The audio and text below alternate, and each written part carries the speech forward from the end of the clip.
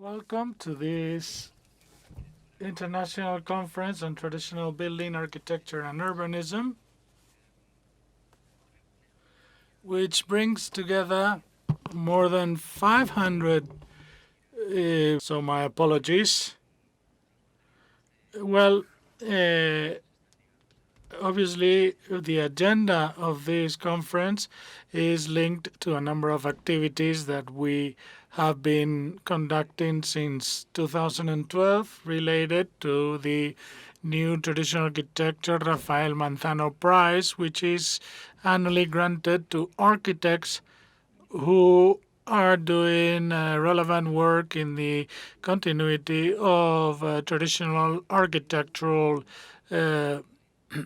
traditions in the Iberian Peninsula. This year, we have to organize this seminar, this conference online, but this has made it possible for us to reach out to a greater number of people. This is also linked to the publication of a new magazine, the Journal for Traditional Architecture and Building and Urbanism.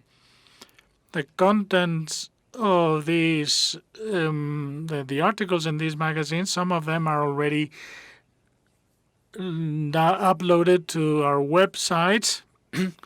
This conference is organized by INTBAU Spain and INTBAU Portugal in cooperation with the School of Architecture of Madrid, where I teach. This is organized thanks to the support of the Richard Driehaus Charitable Lead Trust, based in Chicago.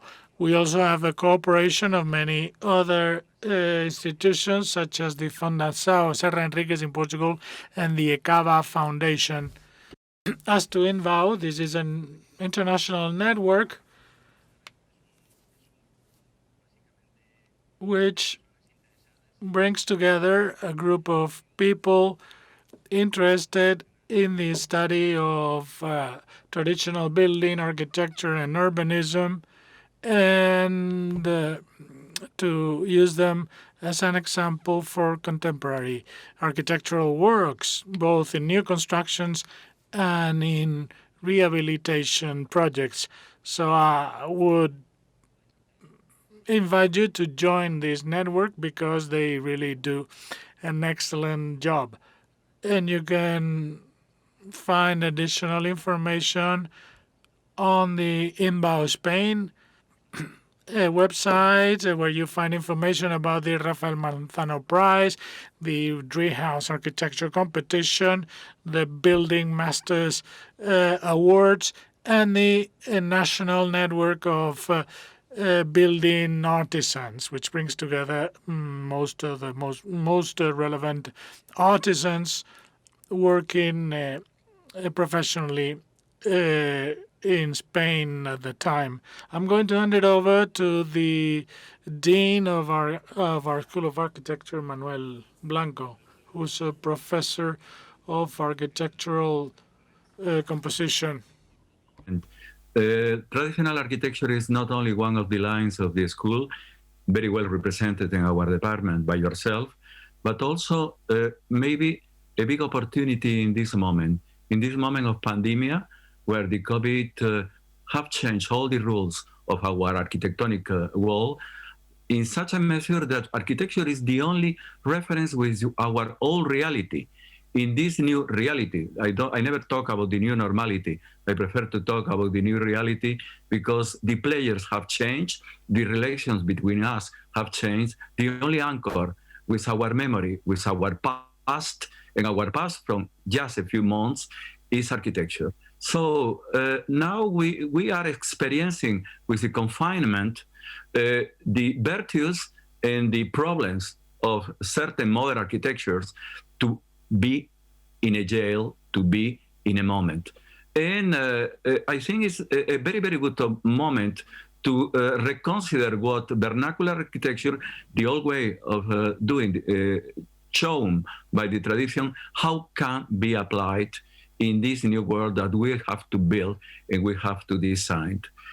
That this Congress is not a place where we meet and we embrace and we touch each other and we have handshakes, but a place that we are doing in the distance, like if we were in an Asimov novel, science fiction novel, and we were not in planet Earth, but in planet Aurora, where nobody was meeting with nobody, and only an hologram made the contact between the people, made us to crave for the contact in the world of the old architecture and the structure of relationships that was involved there.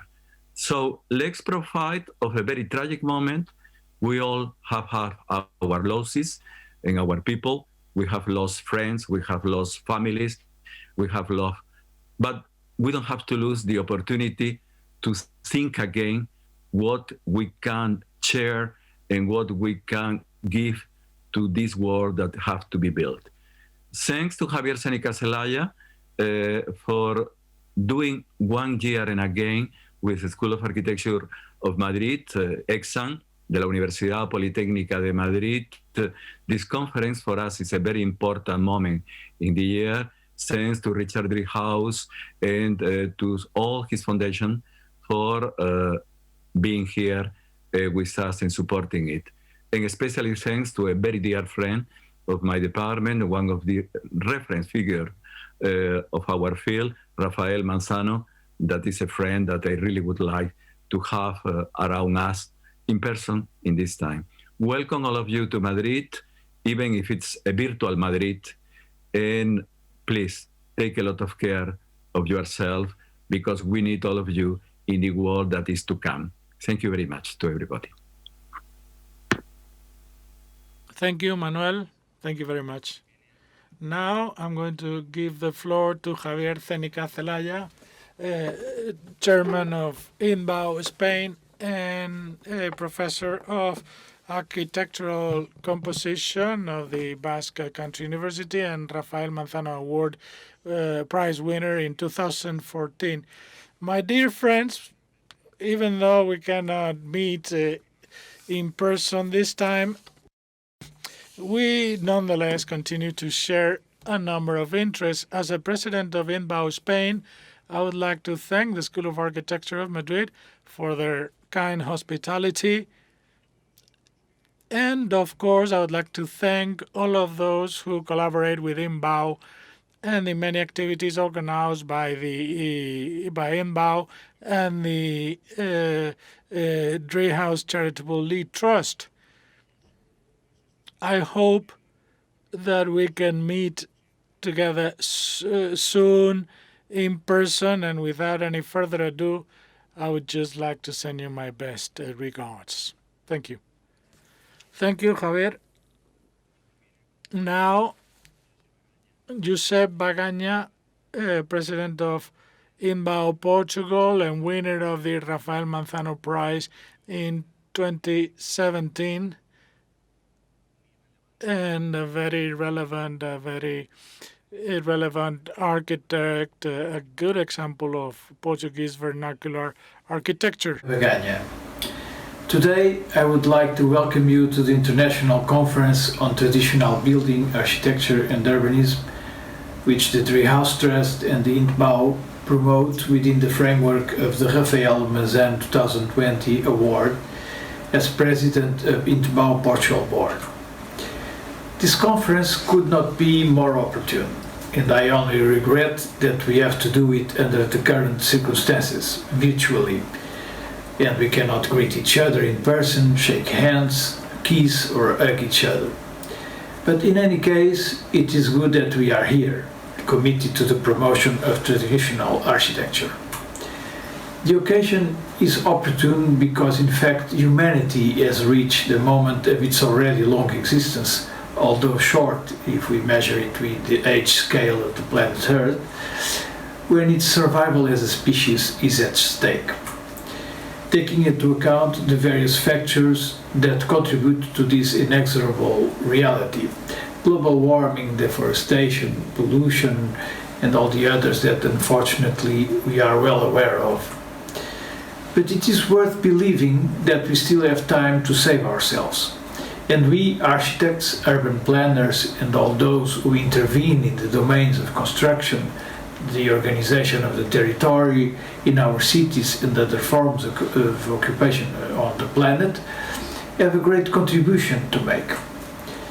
If we know how to look and learn from the vast and rich source of solutions that the human being has been developing for its adaptation to the different places in which it settles, intelligently taking advantage of what nature offers him without destroying or exhausting that source, we are still safe and we can have an auspicious future as species. This is only possible if we preserve our planet. And this is where traditional architecture, the set of such precious teachings, can contribute significantly. So we count on you. Enjoy the conference. One world, many traditions.